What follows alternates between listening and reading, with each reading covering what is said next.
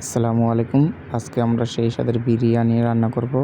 প্রথমে চাউল, পেঁয়াজ, তারপর মাংস সব ধুয়ে রেখেছিলাম। এখন আমরা মাটির চুলায় রান্না করব, তাই চুলা ধরানোর ব্যবস্থা করতেছি। অন্যদিকে লাকড়ির ব্যবস্থা করা হচ্ছে চুলায় আগুন ধরানোর জন্য।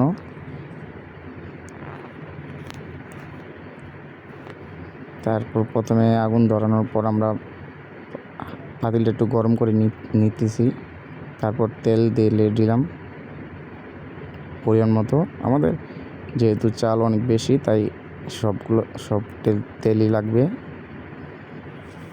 প্রথমে আমরা মাংসগুলো ভেজে নিব।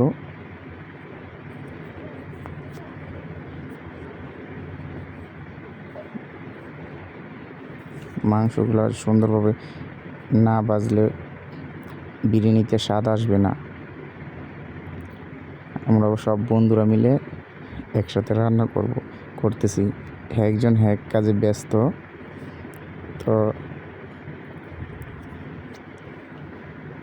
মাংস মোটামুটি ভাজা শেষ হলে তারপর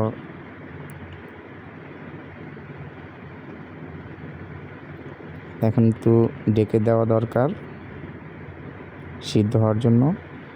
তারপর যেহেতু পাতিলটা ছোট, তাই চালগুলো আলাদাভাবে সিদ্ধ করে নিব। মাংসগুলো উঠিয়ে নিয়েছি আগে। এখন চালটা সিদ্ধ হওয়ার পরে তারপরে মাংস দিয়ে একসাথে করে নিব।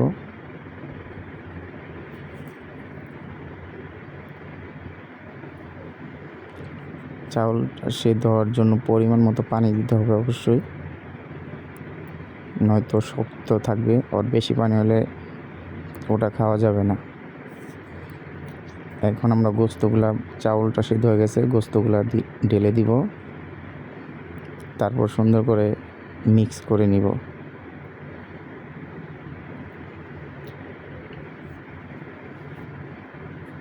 রান্নার জন্য আমাদের অথেন্টিক বাবুর্চি আছে। সে চিল্লে প্রায় রান্না করে। আজকে খেয়ে দেখব তার হাতে রান্না কেমন।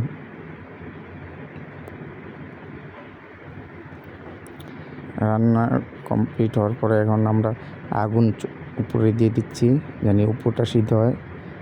এখন ঢাকনা খুলে তারপর বিরিয়ানিটা আবার লাড়া দিচ্ছি, জানি সুন্দর মতো কোনো সমস্যা না হয়। এখন আমরা যেহেতু বোলে খাবো, তাই বোলের ভিতরে বিরিয়ানিগুলো ঢেলে নিচ্ছি।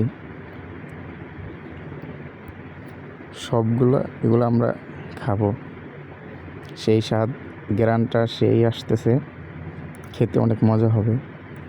সবাই একসাথে খাওয়ার ভিডিও পাবেন না, কারণ সবাই আমরা অনেক খাওয়ান প্রেমিক।